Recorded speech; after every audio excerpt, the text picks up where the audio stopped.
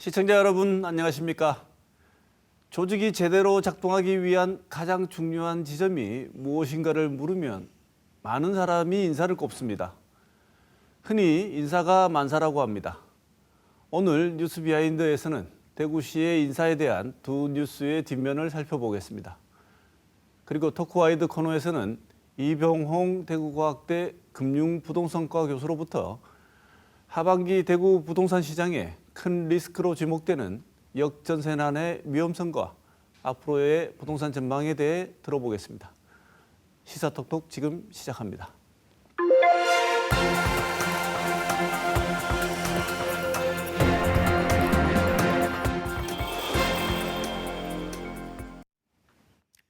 오늘은 김태우 스픽스 대구 취재본부장 나오고 계십니다. 어서 오십시오. 안녕하십니까? 네.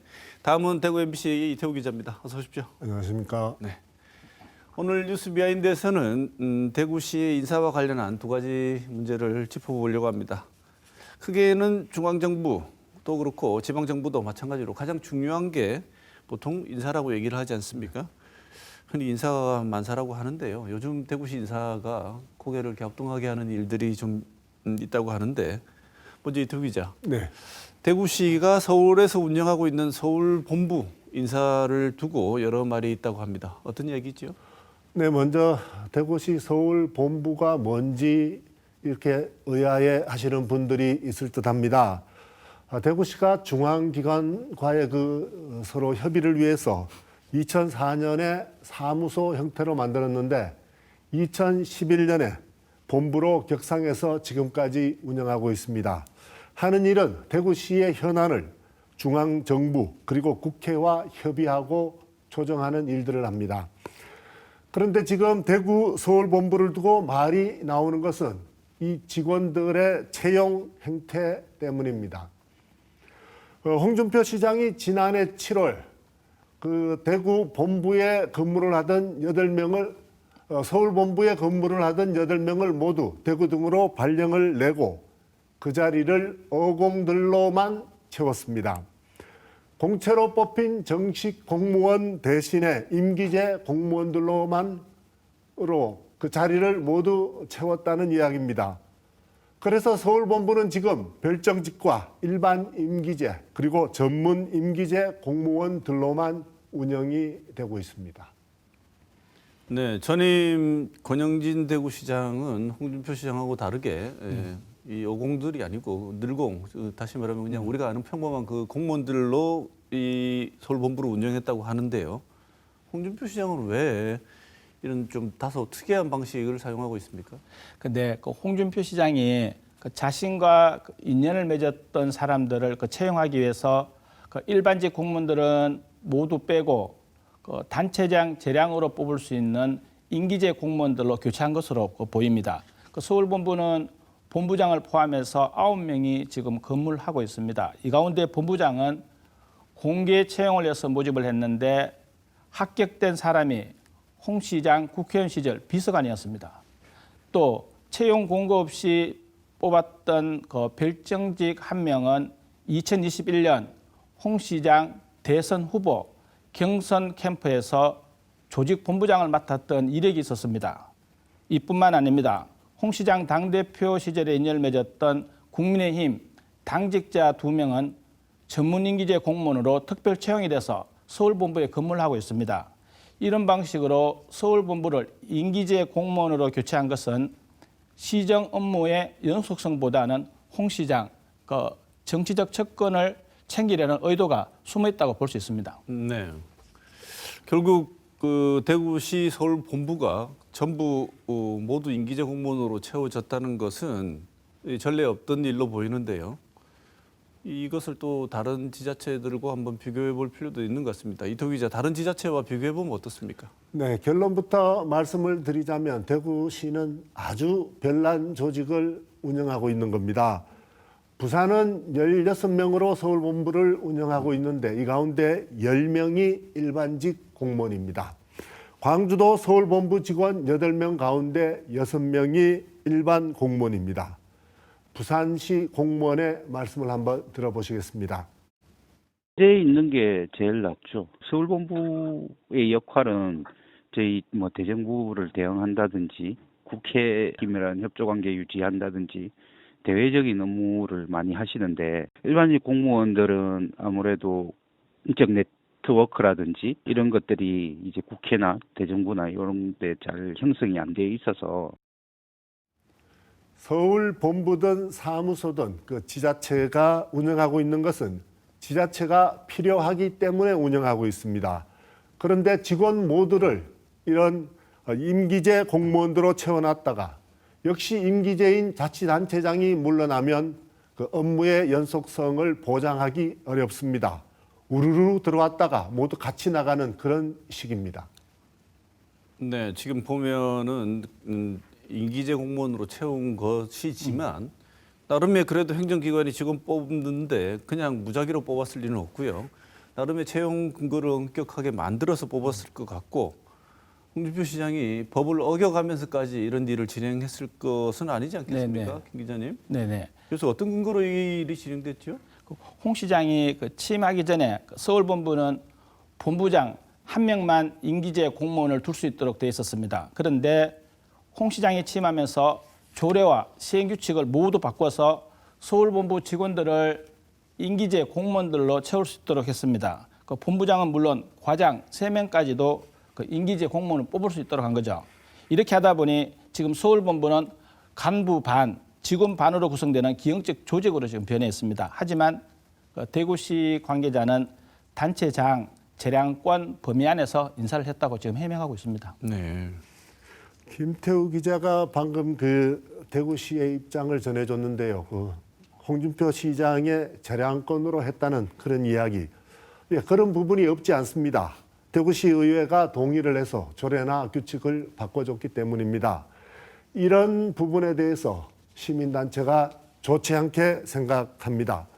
대구참여연대는 홍준표 시장의 인사권 남용과 또 측근 챙기기라고 보고 대구시 의회에 조사를 촉구하고 있습니다. 또 이를 넘어서 감사원에 공익감사 청구를 했는데 그 강금수 사무처장의 말씀을 한번 들어보겠습니다. 우선 지방 공무원들을 채용할 때에 대통령령이나 또 행정안전부의 그 지침들을 상당히 많이 위반한 것이 있고요. 두 번째는 법령 위반까지는 아니더라도 전례 없이 파격적인 굉장히 드문 어떤 특혜를 제공한다든지 방식을 쓴다든지 하면서 자신의 그 어떤 측근을 챙기는 정략적 인사를 하고 있다. 이 두 가지가 가장 큰 문제라고 생각합니다. 네. 오늘 살펴볼 두 번째 문제는 역시 또 인사 문제인데요. 지난달 대구시에서 진행한 하반기 인사입니다. 여기도 좀 잡음이 있는 것 같습니다. 김태우 기자, 네. 대구시가 행정안전부와 사전 협의한 것과 다른 인사를 냈다는 말이 있는데 이게 무슨 말입니까? 그런데 지난달 대구시가 인사 발령을 냈던 그 신공항 건설 본부장 얘기입니다. 1급과 2급, 3급 상당의 전문 임기제 공무원은 임용할 때는 물론 임기 중에 그 직무나 직위를 변경할 때도 행정안전부와 그 사전 협의를 해야 됩니다. 그 대구시는 이번 인사를 앞두고 이종헌 전문 임기제 공무원을 신공항 건설 특보로 직위를 변경하는 걸로 그 사전 협의가 됐습니다. 그런데도 그 신공항 건설 본부장으로 발령을 낸 거죠. 이게 왜 문제가 되냐 하면 특보, 즉 특별보좌관은 단체장이 정책을 결정하는데 보좌하는 역할만 하도록 되어 있습니다. 그런데 지금 그 화면을 보시면 외부로는 신공항 건설 특보가 따로 떨어져 나와 있어서 시장 직속으로 되어 있습니다. 말 그대로 특보의 역할을 하고 있는 겁니다. 다음은 그 내부 직위표인데요. 전문임기제 공무원 산하 조직에 공항건설단과 후적지 개발단을 두고 5개 과와 관 그리고 14개 팀을 거느리는 직위와 직무를 부여한 겁니다. 이건 그 지방자치단체 인사 영역에서 벗어나는 겁니다. 네. 지금 보면은 이태우 기자, 네. 지방자치단체에는 인구수에 따라 만들 수 있는 조직이 결정되어 있지 않습니까? 그렇습니다. 예. 그래서 직제 편성할 때는 반드시 중앙정부와 협의가 필요하다고 하는데 지금 이 내용을 보면 대구시는 전문 임기제 공무원에게 본부장이라는 직위를 맡기게 된 게 되는데 이게 행안부와 협의가 안 된 내용이란 거죠? 네, 행안부와 협의 차원이 아니라 이 법령에 본부장 직책은 일반직 공무원이 맡도록 하고 있습니다. 지방자치단체의 행정기구와 정원 기준 등에 관한 규정이 있고요. 별표 2를 보면 실장과 국장, 본부장은 3급 일반직 공무원이 할 수 있습니다. 정리하면 이종원 신공항 건설 본부장이 맡은 자리는 이 전문 임기제 공무원이 갈 자리가 아니라는 말입니다. 지난달 초에 대구시가 대구 MBC를 허위 사실과 또 명예훼손으로 고소를 했는데 이 고소하면서 돌린 보도 자료를 보면 거기에도 고소인으로 이종원 신공항 건설 본부장이라고 되어 있습니다. 네, 지금 보면은 공식 명칭으로 사용하고 있는 것 같은데요. 네. 이 내용들을 보면 시정을 견제하고 감시하고 이런 직제나 개편하고 인사 내고하는 것도 사실은 감시해야 되는 범위에 들어가 있는 게 대구시의회인데 네. 이번 일의 진행 과정에서 의회가 어떤 일을 하고 개입을 했는지 대구시의회가 한 일들은 어떤 겁니까, 김태우 기자? 네. 이번 일은 대구시 의회의 도움 없이는 불가능했던 일인데요. 지난해 7월에 이어 지난 3월 두 차례나 대구시 조직 개편안을 원안대로 통과시킨 것이 대구시 의회이기 때문입니다. 홍준표 시장이 출범할 때는 대구시 조례에 통합신공항 건설본부를 두고 있었습니다. 그런데 지난 3월 두 번째 조례를 개정하면서 통합신공항 건설본부 직제가 없어졌습니다. 의회가 승인을 해줬기 때문인데 이를 근거로 대구시는 신공항 건설특보를 신공항 건설본부장으로 임명하는 꼼수를 부릴 수 있었습니다. 이종원 신공항 건설특보는 홍준표 시장 국회의원 시절에 보좌관을 했었고 시장 인수에서도 중책을 맡았습니다. 이런 일이 벌어지면서 홍준표 시장이 신복을 챙길 때마다 시의회에서 도와준다는 말이 지금 흘러나오고 있습니다. 네. 시장이 정치인 시장이 본인의 시정 철학을 가장 잘 아는 사람에게 본인을 보좌할 수 있는 중요한 자리를 맡긴다는 것은 10분 이해할 수 있는 일입니다. 그런데 공무원으로서 일을 하려면 정해진 틀이 있을 테고 공무원 복무를 관장하는 행안부가 요구하는 사항이 있을 것 같은데 행안부가 일단 예전에 했던 협의 사항은 어긴 걸로 보이고 행안부 조직관리 지침을 위반한 게 되는 겁니까? 이태우 기자? 지금 행안부는 사태를 파악하고 있는 단계입니다. 아까 봤듯이 3급 일반직 지방 공무원이 갈 수 있는 자리, 실장, 국장, 본부장 자리에 전문 임기제 공무원은 갈 수 없고 또 임명하면 안 된다는 점을 지금 강조하고 있습니다. 행안부 관련자 말을 한번 들어보시죠. 본부장은 발령을 냈다라는 전제로 저희한테 말씀을 해주시는 거고요. 저희는 실질적으로 그게 진짜 실급 본부장으로 우리가 말하는 본부장의 발령이 난 건지를 확인하고 있습니다. 저희는 특보라고 협의를 해줬고 특보라는 명칭을 사용해야 되는 거고 대구시는 홍준표 시장 측근인 이종원 신공항 건설특보에게 전용 차량과 함께 운전기사도 제공을 했습니다. 이렇게 할 수 있는 근거를 마련하기 위해서 대구시는 다른 광역자치단체와는 달리 공용 차량 관리 규칙까지 바꿨는데요. 지난해 10월에 벌어진 일입니다. 그전에는 시장과 부시장에게만 제공하던 전용 차량을 시장이 시정 역점 사업에 필요하다면 전용 차량을 추가로 배정할 수 있도록 한 겁니다. 별정직 4급인 군사시설 이전 단장도 이런 혜택을 지금 누리고 있습니다. 재량권 남용 논란을 대구시가 불러일으킨 거죠. 네. 홍준표 시장이 진행한 이 여러 인사들을 보면 투명한 행정이라는 얘기보다는 인사권 오남용이라는 비판에 직면할 수 있는 여러 근거나 소지들을 제공하고 있는 것 같습니다. 다시 한번 점검해 볼 필요가 있고요. 그것을 감시해야 되는 대구시의회 본연의 역할, 감시와 견제라는 역할을 제대로 하고 있는지 스스로 한번 돌아볼 필요가 있는 것 같습니다. 오늘 대구시에서 진행된 두 가지 인사 문제를 두고 뉴스 비하인드 살펴봤습니다. 오늘 뉴스 비하인드 두 분 모시고 여기서 마치겠습니다. 고맙습니다.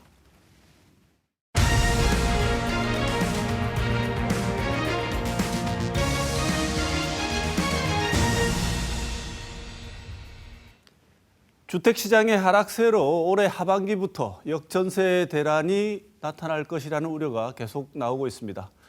오늘은 대구 부동산 시장 동향과 향후 전망을 이병호 대구과학대 금융부동산과 교수 모시고 한번 들어보도록 하겠습니다. 어서 오십시오. 예, 안녕하십니까.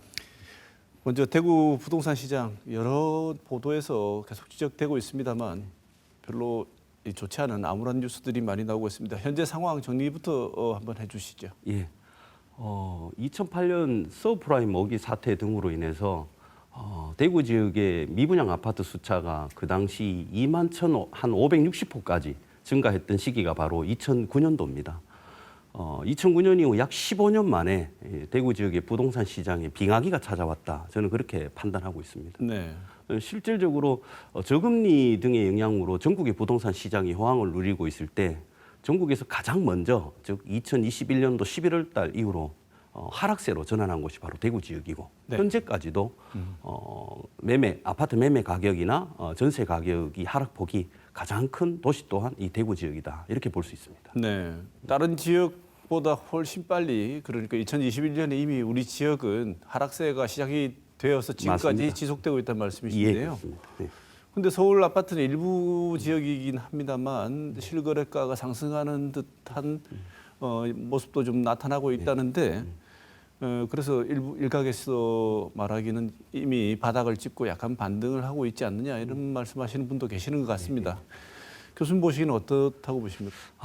저는 이렇게 생각합니다. 이 부동산 가격에 영향을 주는 요인을 이런 공간적인 측면에서 살펴보면 국외 요인, 국내 요인, 지역 요인으로 살펴볼 수 있는데 국외 요인, 국내 요인과 달리 지역 요인은 인구수라든지 소득 수준, 지역의 경기, 그다음에 공급 물량, 그다음에 도시 공간 구조 특성과 같은 이런 것들에 의해서 사실은 지역 요인이 달라질 수밖에 없습니다. 네. 그래서 특정 도시의 어떤 변화를 두고 대구 지역의 부동산 시장 또한 따라갈 것이다 이렇게 얘기하는 것은 사실 바람직하지 않습니다. 다만 최근에 여러 언론 매체들에서 보면 이런 거래량 증가가 주택 가격 상승으로 이어지는 거 아니냐 이런 얘기들이 여러 언론 매체들에서 좀 흘러나오는 걸 보고 있는데 아마 이거는 제가 판단할 때는 이 거래량과 가격과의 관계를 주목하고 있다. 즉 일반적으로 거래량이 증가하면 시차를 두고 가격이 상승하고 반대로 거래량이 감소하면 시차를 두고 가격이 하락하는 걸 볼 수 있습니다. 근데 최근에 대구 지역의 이 부동산 거래량이 증가하는 이유는 엄청나게 많은 공급 물량에 따른 급매 위주의 거래가 주를 이루고 있는 것이고 또 국토부 실거래가 데이터를 좀 조사해 보니까 분양가도 올해 들어서 조금씩 계속 늘어나고 있더라고요. 그 늘어나고 있는 이유를 또 찾아보니 할인 분양 이런 이유는 가장 컸고 거기에 대해서 최근에 이런 저금리가 그러니까 금리가 정점에 다다랐지 않았나 이런 기대감까지 보태져 가지고 분양권 거래도 좀 증가하는 걸로 알고 있습니다. 네. 그러나 이처럼 거래량이 증가하는데도 불구하고 실제로 한국부동산원 관련 데이터에 보니까 5월 달 같은 경우에는 전국에서 가격과 즉 매매 가격과 전세 가격 하락폭이 여전히 가장 낮다. 그래서 이 거래량이 증가했음에도 불구하고 가격은 오히려 떨어지고 있으니 이거를 두고 바닥론이다 이렇게 얘기하는 거는 전혀 바람직하지 않다. 저는 그렇게 생각하고 있습니다. 네, 다른 지역들보다도 대구 지역은 그런 징후들이 다소 보인다고 하더라도 매우 조심해야 되는 지역이 우리 지역이라고 말씀을 주셨는데 네. 우리 대구 부동산 같은 경우에는 다른 지역도 마찬가지입니다만 경기 침체로 인해서 깡통 전세다, 그다음에 역전세 대란이다 이런 말들이 있는데요. 특히 우리 지역이 역전세 대란에 대해서 굉장히 취약하고 많은 우려를 나타내고 있는데 이렇게 우리 지역이 역전세 대란을 걱정해야 되는 구조적인 이유나 요인이 어떤 게 있습니까? 예, 먼저 이 깡통 전세와 역전세 개념을 조금 이해할 필요가 있는데요. 깡통 전세라고 하면 전세 보증금이 주변 시세보다 높은 경우를 얘기합니다. 이렇게 시세보다 전세 보증금이 더 높다면 전세 세입자가 전세금 반환 보증금을 제때에 받을 수가 없게 돼서 경매를 진행할 수밖에 없고 이렇게 됐을 때 전세금을 온전히 보장받을 사항이 안 되는 이런 주택을 우리는 깡통 전세다라고 얘기도 하고 또 한편으로는 단순하게 기존 전세금이 주변 시세보다 매매 시세보다 높은 경우에 깡통 전세다 이래 얘기를 합니다. 그럼 이런 깡통 전세의 주 원인은 사실은 매매 가격 하락이 주된 원인이고 역전세라고 하는 거는 기존 전세금이 주변 전세 시세보다 높은 경우에 이 역전세대라고 얘기하는데 이 역전세의 주된 원인은 또 전세 가격 하락이 주된 원인입니다. 네. 자, 그러면 이런 깡통 전세나 역전세가 발생하는 이유는 결과론적으로 매매 가격이나 전세 가격의 하락이 주된 원인인데 대구 지역 같은 경우에는 올해 내년 합쳐서 약 6만억 원 넘는 아파트 입주 물량이 쏟아져 나올 예정입니다. 네. 자, 이런 상황에서 이게 적정 물량의 한 4배를 초과한다라고 저는 보고 있고요. 실질적으로 2021년도 11월 달에 당시 주택 매매 가격 하락이 가장 먼저 대구에서 진행됐고 또 같은 해인 21년도 12월 달에 전세 가격 하락이 또 가장 먼저 하락세로 전환한 게 이 대구 지역입니다. 네. 그 이유가 바로 공급 과잉이라고 볼 수 있는데요. 지난 5월 달에 그 한국부동산원에서 발표한 자료를 이렇게 보니까 고점 대비 지금 가장 큰 하락폭이 만들어진 곳이 이 대구 지역이다라고 볼 수 있습니다. 자, 그러면 이 전세 가격이 가장 정점이었던 시절이 제가 조사를 해보니까 2021년도 11월 달이었어요. 네. 그리고 가장 지금 바닥인 시점이 2023년도 지금 현재 5월 달인데 이 차이가 어느 정도냐라는 걸 우리가 한번 수치로 이해를 좀 해보자면 제가 국토교통부 실거래가 데이터를 들어가서 전수조사를 한번 해봤습니다. 네. 그래서 가장 고점일 때 2021년도 11월 달에 전세 건수가 375건 중에서 약 90.78%가 갱신할 때 가격이 다 상승했는데 반해서 올해 5월 달에 이 갱신한 계약 건수 총 215건 중에서 약 82.32%는 전부 다 하락을 했다. 네. 이런 수치만 보더라도 사실은 고점 대비 많이 하락했다라는 걸 재확인할 수 있고요. 또 과거에 이 한국부동산원 그러니까 한국은행의 어떤 자료에 따르면 과거에도 입주 물량이 많아지면 전세 가격이 하락하는 것은 과거에도 볼 수 있었습니다. 네. 그래서 이런 전반적인 모든 것들을 봤을 때 지금 대구의 역전세난은 아주 심각하다. 이 네. 역전세난이 결과론적으로 세입자의 주거 이동을 제약하고 부동산 매수 심리를 수축시킬 수밖에 없고 또 이렇게 되면 경매 물건 증가 또 가격 하방 수준을 더 끌어내리는 이런 악순환의 연결고리가 이어질 수 있기 때문에 사실은 선제 대응이 필요한 게 바로 이 역전세난이고 네. 이거를 특히 다른 대도시들 중에서도 대구 지역은 절대 간과해서는 안 되는 가장 심각한 지역이 네. 바로 대구다 이런 말씀을 좀 드립니다. 지금 구조적인 측면을 여러 개를 다 동시에 짚어봤을 때 네. 앞으로 심화될 가능성이 더 크다고 보시는 것 같은데 그 중에 하나의 요인 또 보자면 네. 미분양 물량 아니겠습니까? 네, 그렇습니다. 대구 지역 지금 미분양 물량 어느 정도 됩니까? 지금 통계 데이터가 집계된 4월 기준으로 보니까 대구 지역은 약 13,000개가 넘습니다. 반면에 서울 같은 경우에는 엄청 큰 대도시인데도 불구하고 1,000개가 조금 넘더라고요. 네. 근데 사실 이런 숫자만 놓고 본다면 다른 광역시들과는 비교할 수 없을 정도로 엄청나게 많다. 그런데 사실 이런 수치는 벌써 드러나고 있었어요. 2021년도 3월 이후에 이 비선호 지역 아파트 단지들을 중심으로 해서 이 청약 경쟁률이 1대1 이하로 떨어지는 곳이 많았고 실질적으로 2021년도 하반기부터는 청약 경쟁률이 1대1 안 되는 곳이 즉 1대1 넘는 곳이 손에 꼽을 수 있을 정도로 네. 별로 없었다. 그래서 이런 미분양 물량이 누적되는 것은 사실은 2021년도 상반기 이후부터 시장에서는 보고 있었다 이렇게 볼 수 있고 그 상황은 아주 심각한 수준입니다. 지금. 네. 지금 말씀 들어보면 여러 가지 이유 중에 우리 지역에서 공급이 과잉이 된 게 제일 큰 원인처럼 보이는데요. 네. 이런 위기의 원인이 만약에 공급 과잉이라면 네. 지금 2021년 자꾸 말씀하셨는데 2021년에 대구시는 조례 바꿔서 용적률 조례를 바꿨습니다. 예, 그렇습니다. 이게 어떤 하나의 원인이 될 수 있을까요? 예, 그렇습니다. 사실 이거는 그런 부분에 대해서 전체적으로 좀 본다면 사실 2013년도 이후에 저금리 영향으로 이게 부동산 시장에 엄청난 돈이 들어왔습니다. 그게 2021년도까지 그러니까 2013년부터 21년도까지 엄청난 돈이 부동산 시장으로 유입되었고 이런 부동산 시장이 부흥해서 시행사나 또는 지주작업 업체들이 공격적으로 지주작업을 진행했습니다. 이런 과정에 엄청난 돈이 시중에 흘러나왔고 그 돈이 다시 부동산 시장으로 들어가면서 집가는 계속 상승했고 분양가 또한 많이 상승을 했었습니다. 그래서 한때는 대구 지역 전체가 뭐 아파트 사업 부지 현장이 아니냐 이런 얘기가 있었을 정도입니다. 사실 이 시기에 중앙정부나 지방정부인 대구가 공급 물량을 조절할 수 있는 그 사업 부지가 제한적이어서 사실은 공급 물량을 그러니까 사업 부지 양을 조절할 수 있는 사업 부지가 제한적이어서 사실은 제재할 방법이 거의 없었던 게 사실입니다. 네. 그래서 또 물론 뭐 이런 시기에 이 정비 사업에 해당하는 재건축 재개발 사업 또는 소규모 정비 사업에 해당하는 뭐 가로주택 정비 사업이나 소규모 재건축 사업도 이런 시기에 부응해서 많이 진행되었고 이러다 보니 공급량이 지금과 같이 엄청나게 많이 늘었던 건 사실입니다. 네. 그런데 이런 시기에 2020년도죠. 대구시가 도시계획 정비 조례라는 것을 개정을 해서 주된 목적은 이 상업지역 안에 주상복합을 짓다 보니 이런 공급 과잉의 문제도 있지만 학교와 같은 기반 시설이 갖춰지지 않은 데 대한 여러 가지 폐단이 발생한 겁니다. 그래서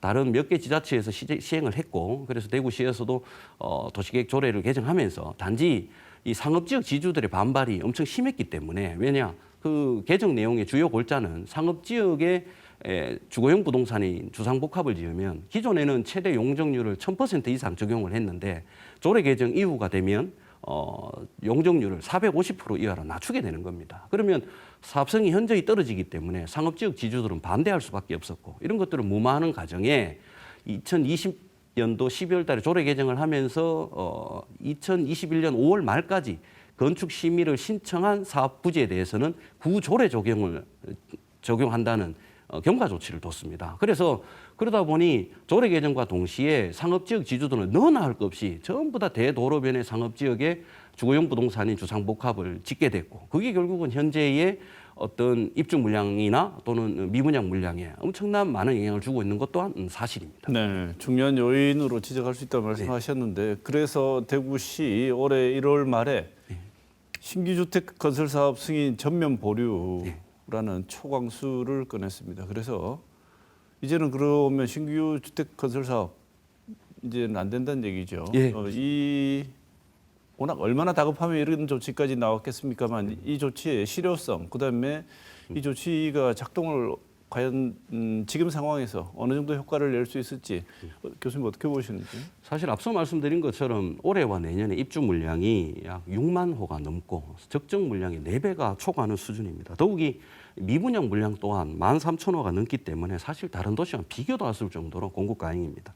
사실상 그런데 2021년도 하반기부터 청약 경쟁률은 1대1 이하로 떨어진 아파트 단지가 많았고 그래서 이 당시부터 사실은 시행사나 이 건설회사들은 출구 전략을 수립하고 있었던 게 사실입니다. 또한 이 아파트 관계자들 사이에서는 2001년 하반기부터는 금융이 대구를 떠났다. 즉 앞으로 아파트 개발 사업 하기 어렵다는 게 시장의 지배적인 얘기였습니다. 그런데 이러한 환경 속에서 누가 사실 주택 사업을 하겠습니까? 그럼에도 불구하고 대구시가 올해 1월 말에 이런 주택 사업 승인을 전면 보이콧하는 것은 사실상 실효성이 없는 대책이지 않느냐. 너무 늦은 건가요? 예, 저는 그렇게 생각합니다. 네, 이미 너무 많이 나왔다. 그렇죠. 가만 이런 조치 안 해도 지을 사업자 없었다. 맞습니다. 네. 이미 출구 전략은 다 정했고 떠날 곳은 다 떠났다 이렇게 네. 보시면 됩니다. 그러면 지금 우리 지역의 연간 수요, 그러니까 수요로 하는 공급 물량이 어느 정도가 되면 소화가 가능한 물량이다 이런 걸 고려해 볼 때 지금 막상 미분양이 어느 정도 해결되고 지금과 같은 어떤 시장의 경색이 해결될 수 있는 정상화되는 시간 어느 정도가 되면 될지 뭐 정말 뭐 예측하기가 어려운 얘기긴 합니다만 교수님 의견은 어떠신지요? 한 2009년도에 미분양 물량이 2만 1,000개가 넘는 게 소진되는데 적정 이하로 소진되는데 4년이 걸리더라고요. 이제 결과론적으로 네. 보니까. 그럼 이걸 토대로 지금 현재의 공급 물량 과잉 숫자를 가지고 몇 년이 지나면 이게 소요될 것이다. 사실 예측하는 거는 뭐 무리가 따릅니다. 다만 지금 현재 대구 지역의 이런 미분양 물량 또 입주 물량이 너무 과잉이다 보니까 이런 상황은 2009년도 그 당시보다 상황이 더 안 좋은 거는 사실입니다. 그리고 앞으로는 이런 공급 물량이 과잉되기 때문에 부동산 시장의 양극화가 더 심해질 수밖에 없다. 가령 신축과 구축, 또 도심과 외곽, 그 다음에 역세권과 비역세권, 또 선호지역과 비선호지역 등으로 양극화가 좀 더 가속화되고 네. 그리고 당분간은 이런 수요자 우위 시장이 계속해서 형성될 수밖에 없다 이렇게 생각하고 있습니다. 지금 어떻게 보면 또 전망 우리 지역 부동산 전망이지만 부동산 시장 전체가 좋아지거나 나빠지거나 하는 이런 변화보다 더 주목해야 될 것은 구조적인 변화가 시작될 것이다라는 말씀을 주셨는데 그러면 지금 별로 선호하는 지역과 비선호 지역의 격차는 점점 더 심해지고 양극화되어서 부동산 시장을 하나에 그냥 뭐 다시 회복됐다 안 됐다 이렇게 말할 수 있는 상황이 아닌 상황으로 진입할 가능성이 크다. 네, 그렇습니다. 이런 상황이 되다 보니 주택 시장의 부진, 이 미분양 생기고 그다음에 이 연쇄 효과들이 있지 않습니까? 예, 그렇습니다. 그러면 지역 건설사가 분양이 안 되고 그러면 리스크가 바로 나타나게 될 것 같은데 지역 건설사 리스크는 어떻게 되고 있습니까? 사실은 과도한 입주 물량 같은 경우에는 건설사에 직접적인 영향을 주지는 않을 것이고 다만 이 미분양 물량이 빨리 소진되지 않고 장기화된다면 이는 이제 분명히 이 지역 건설사에 영향을 줄 수밖에 없습니다. 결국은 시행사나 시공사의 어떤 리스크가 증가될 수밖에 없는데 최근에 지역의 어떤 건설사들 얘기를 들어보니까 우리 지역에서 아파트하고 오피스텔을 짓던 어떤 중소업체가 있는데 직원들이 이 회사를 다 떠났다는 얘기를 실제 들었습니다. 이처럼 자금 여력이 취약한 하도급 위주의 중소형 지역 업체들 같은 경우에는 지금 부동산 경기도 안 좋은데 여기에 더해서 최근에 건축비까지 많이 상승해서 유동성 위험이 매우 커지고 있습니다. 네. 그래서 지역의 어떤 하도급 위주의 중소형 건설사 같은 경우에는 사실 부도 리스크도 이거를 절대 간과할 수 없는 그러한 상황이다라고 볼 수 있습니다. 실제로 지금 나타나고 있는 현상들이 있습니까? 조금씩 제가 볼 때 뭐 업체명을 이제 여기서 거론할 수는 없지만 네네. 분명히 하도급 위의 중소형 업체들이 부도가 낮고 또 그렇게 자금 압박을 받는 곳이 한두 곳이 아닌 것으로 들었습니다. 네. 이게 도미노처럼 또는 서로 고리처럼 사슬처럼 연결되어 있는 문제가 되어가지고 지역 건설사 리스크 생기면 바로 나타나는 현상이 금융권 위기 아니겠습니까? 맞습니다. 특히나 지역 같은 경우에 지역에서 건설 프로젝트를 일으키려면 주로 지역 금융권과 손을 잡고 했을 텐데 맞습니다. 그럼 제2금융권 특히나 많이 이제 우려가 있다고 이제 보도가 되고 있는 게 새마을금고 같은 맞습니다. 이런 금고형 금융기관들은 아무래도 취약하다가 보니까 지역 금융권 위기 얘기도 나오는데 이거는 어떻습니까? 예, 사실 이 아파트 개발 사업으로 금융권은 먼저 토지를 확보하기 위한 토지 잔금을 치를 때 불이전원을 해주고 그다음에 이런 사업비, 금융 비용, 또 인허가 비용과 같은 자금 조달을 해주는 어떤 사업비 대출도 해주고 그다음에 중도금 대출, 그다음에 준공 이후에 미분양이 나타나면 또 그런 거에 대한 아파트를 담보로 해서 담보 대출을 하면서 상당한 이자 수입을 가져가는 것 외에도 이런 대출을 실행할 때마다 사실 취급 수수료까지 챙겨가는 구조여서 사실 실무에서는 아파트 개발 사업을 하면 금융권이 가장 큰 돈을 벌어간다 이런 얘기를 하고 합니다. 더욱이 이런 각 대출을 시행할 때마다 이런 금융권은 토지나 건물을 어떤 담보로 한다거나 또는 시공사 보증까지 이래 요구해서 안정장치를 걸어놓기 때문에 사실 이런 돈을 빌려주는 지역의 금융권의 리스크는 걱정할 수준은 아닙니다. 네. 다만 최근에 대구 지역의 한 오피스텔에 집단 대출한 새마을금고 같은 경우에는 같이 부실 사업장에 대출을 실행한 이런 자산 규모가 작은 금융기관 같은 경우에는 조그만한 외적 충격에도 뱅크런이 발생할 수가 소지가 되게 높습니다. 그렇기 때문에 이 지역 기반한 제2금융권 같은 경우에는 이런 재정 건전성 점검 주기를 조금 축소해서 좀 면밀히 들여다볼 필요가 있다. 즉 이런 지역 기반한 제2금융권 중에서도 이 자산 규모가 적은 이런 곳은 지금도 절대 간과해서는 안 되고 이런 재정 건전성을 수시로 들여다볼 필요가 지금 상황부터는 우리 관심을 가져야 된다 이렇게 생각합니다. 네. 중앙정부에서는 역전세란 때문에 이게 연쇄 효과가 있으니까요. 전세금을 못 받아서 나가지도 오도 가도 못한 상황을 막기 위해서 집주인들한테 좀 나름 숨통을 틔워주는 금융 정책을 생각하고 있는 것 같습니다. 정부의 금융 대응이 대출을 좀 쉽게 더 금융기관에서 받아서 그 돈 가지고 이렇게 전세금을 부족한 걸 메꾸거나 아니면 전세 차액만큼을 감당할 수 있는 걸 아마 해주려고 하는 것 같습니다. 그 제도 이름이 전세보증금 반환대출의 DSR 완화책이라고 이렇게 얘기되는데요. 쉽게 정부가 대출 좀 더 해줄 테니까 그 돈 가지고 세입자들 나가는데 그 돈을 써라. 그러면 대출해 줄게. 라는 제도 같습니다. 예, 맞습니다. 제가 이해한 게 맞는지 그다음에 예, 이게 정말 효과가 있을 거라고 보시는지 어떻게 예. 보십니까? 사실 앞서도 잠깐 말씀드린 것처럼 이제 전세가 가장 대구 지역의 고점일 때가 2021년도 6월부터 12월 사이였습니다. 통상 전세 계약이 일반적으로 2년 단위로 계약이 되기 때문에 올해 즉 2023년도 6월부터 12월까지가 가장 저점인데 사실은 전세 가격이 가장 많이 떨어졌고 또 한국은행의 자료를 들여다보니까 그 당시 전세 가격이 가장 고점일 당시에 갭 투자가 가장 많았습니다.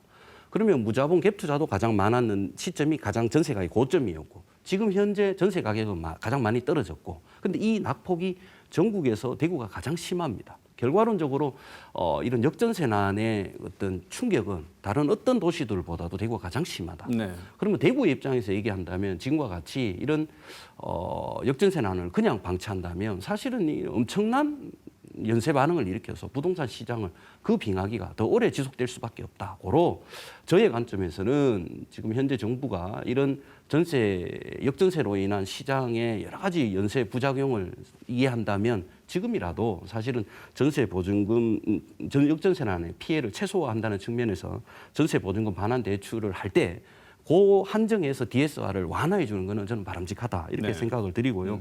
실질적으로 이런 실수요자 전세금을 반환받지 못해서 주거 이동을 제약을 받는 이런 실수요자들을 위해서라도 사실 이런 규제를 제한적으로나마도 DSR을 완화해 주는 것은 시급하고 아주 네. 바람직하다. 저는 그렇게 생각하고 있습니다. 네, 뭐 여러 가지 그 증빙할 수 있는 자료, 차액만큼 대출을 받아야 되는 필요를 입증할 수 있는 자료만 있다면 맞습니다. 최선을 다해서 실행을 네, 해야지 네. 지금 경색된 국면을 풀 수 있다는 네. 말씀이신데요.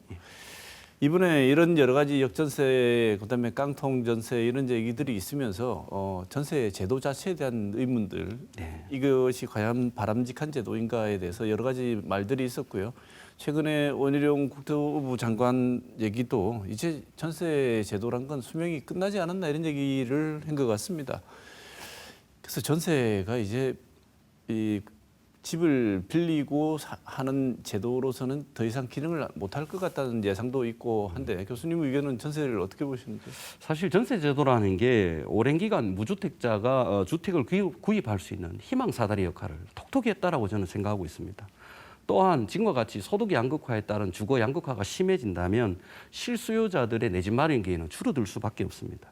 그렇기 때문에 이 오래된 이 제도인 전세 제도를 폐지하는 것은 저는 바람직하지 않다고 생각합니다. 다만 최근에 불거진 이런 전세 사기의 어떤 폐단, 즉 무자본 갭 투자를 막는다 방법, 그다음에 이 선의의 전세 세입자의 어떤 피해를 최소화하는 방법 이런 것들을 이런 시일 내에 제도적으로 좀 보완해서 이걸 정착한다면 서둘러 보완책을 만든다면 오히려 그게 더 바람직한 방법이지 전세제도 자체를 이렇게 막는 거는 폐지하는 거는 그 주거 이동의 희망 사다리를 막는 것과 똑같기 때문에 폐지하는 거는 저는 바람직하지 않다 이런 네. 생각을 가지고 있습니다. 나름의 아직도 긍정적인 역할을 충분히 할 수 있다고 보시는군요. 네. 자, 금리 변동 추세 이미 많이 올랐고요. 사실 금리 때문에 여러 영역에서 힘들다고 하지만 제일 힘든 것 중에 하나가 이렇게 주택 대출 받으면 단위가 커지지 않습니까? 그래서 금리가 올라간다는 거는 주택 구매 그다음에 전세금에 관련된 얘기들을 할 때는 금리 변동폭이 굉장히 중요한 요소인데 이 지점을 고려한다면 올해 하반기 부동산 시장 내년까지 보신다면 대구 부동산 시장 전망은 어떻게 하시는지? 사실 올해 들어서 자금 조달 비용 지수에 해당하는 코픽스 지수가 하락하고 있고 또 그리고 주택담보대출 그리고 하락하면서 주택담보대출이나 전세대출 금리도 5대 은행을 중심으로 하락 추세를 보이고 있습니다. 이로 인해서 최근에 금리 정점론이 확산되면서 실수요자들이 급매물 위주로 이제 소화를 하면서 지역의 어떤 매매 거래량이나 전세 거래가 최근 증가한 것으로 분석되고 있습니다. 그렇지만 앞서 말씀드린 것처럼 대구에 지금 다른 지역과 비교할 수 없을 정도의 많은 어떤 미분양 물량 또 거기에 대해서 올해 내년 합쳐서 계속 말씀드리지만 적정 수준의 4배가 초과하는 입주 물량이 지금 쏟아지고 있습니다. 고로 당분간은 이런 그러니까 금리 정점이 설정되고 또 실제로 이루어진다 하더라도 사실은 당분간은 가격 반등을 기대하기 어려운 이제 매수자 우위 시장이 계속해서 지속될 것이다. 저는 시장을 그렇게 보고 있습니다. 네, 올해는 물론이고 내년 말까지도 사실은 네. 좋은 시장은 안 될 것이다. 네. 오늘 교수님 모시고 나눈 얘기에서도 이미 그 얘기들만 해도 불확실성이 너무나 크다는 걸 확인할 수 있었는데요. 이런 불확실한 시장 상황이라고 하더라도 여전히 네.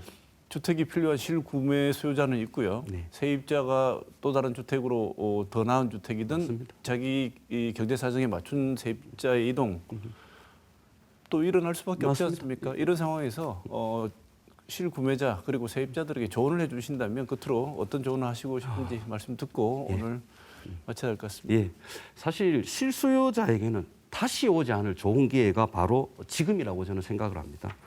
엄청나게 많은 공급 물량이 쏟아지고 있고 또 가격 또한 아주 매력적이라고 생각을 합니다. 그래서 실소유자 분들이라면 이 본인의 라이프 스타일에 맞춰 가지고 거주지를 선택하는 것도 아주 좋은 방법이다, 좋은 시기다 이렇게 생각합니다. 만약 대출을 받아서 받아야 되는 상황이라면 무작정 시중은행을 찾아가시기보다는 주택금융공사 같은 곳에 가서 정책 모기지 상품을 한번 찾아보고 또 정책 모기지 상품, 정부가 지원하고 보증하는 정책 모기지 상품에 해당이 안 되는 사람 같으면 금융감독원에 가시면 금융감독원 금융상품 한눈에라는 홈페이지가 있습니다. 거기 들어가면 각종 대출에 대한 금리 조건이라든지 상환 방법이 비교를 할 수 있습니다. 그래서 그런 것들을 찾아가지고 나에게 맞는 대출 상품을 찾아서 이게 한번 이번 기회를 살려보는 것도 좋은 방법이라고 생각이 들고요. 또 세입자분들, 전세 세입자분들 같은 경우에는 전세 보증보험 관련한 대출 상품, 보험 상품에 무조건 가입하는 게 좋고 수수료가 조금 100만 원 미만의 5, 60만 원대 평액대에 따라 다르지만 아까울 수도 있지만 전세 보증금 반환 보증에 대해서는 꼭 가입하시는 게 좋고 또 당연히 확정일자는 받아두거나 또 필요하다면 전세권 설정 등기도 해두는 게 좋겠습니다. 그리고 세입자 같은 경우에는 전세 계약 같은 임대차 계약을 하기 전에 이게 불법 무가 건축물인지 그다음에 시세가 어떤지 그리고 선순위 권리 관계가 어떻게 되어 있는지 그다음에 임대인의 세금 체납 여부가 있는지 없는지 등에 대해서도 필히 확인 과정을 거쳐서 임대차 계약을 실행하는 게 좋지 않나 이렇게 생각을 합니다. 네. 이번 주 토크와이드 이병홍 대구과학대 금융부동산과 교수 모시고 대구 부동산 시장 같이 점검해봤습니다. 고맙습니다. 예, 수고하셨습니다.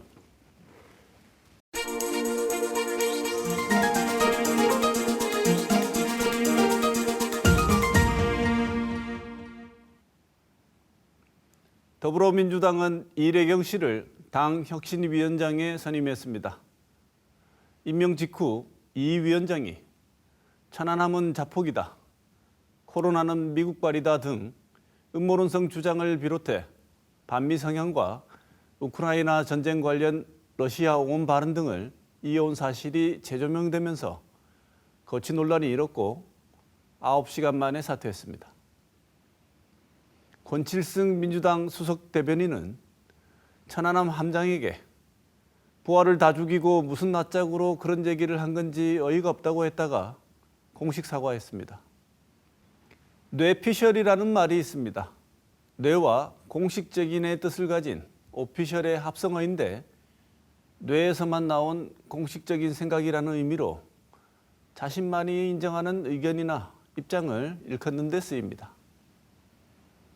보통 자신의 생각을 말할 때 주로 사용되고 특정인이 자기 머리에서 나온 생각을 사실이거나 검증된 것 마냥 말할 때 이를 비꼬는 말로도 쓰입니다. 혁신하겠다고 위원회를 만들고 있는 최대 의석 정당에서 나온 말이기에 더 할 말이 없어집니다. 다음 총선 공천에 온 정신이 팔려 있는 국회를 보면 국가 소멸을 걱정하는 출산율의 상황, 계속 들려오는 경제 위기 경고음, 아직 시작도 하지 않았다고 경고하는 부동산 위기 모두 그들에게 뇌피셜로 보이는 모양입니다. 문제를 해결할 의지도 능력도 없어 보이는 정치권을 보면 우리 국민에게는 각자 도생만 남은 것처럼 보입니다. 이것도 다만 저의 뇌피셜이기를 바라봅니다. 이번 주 시사톡톡은 여기서 마치겠습니다.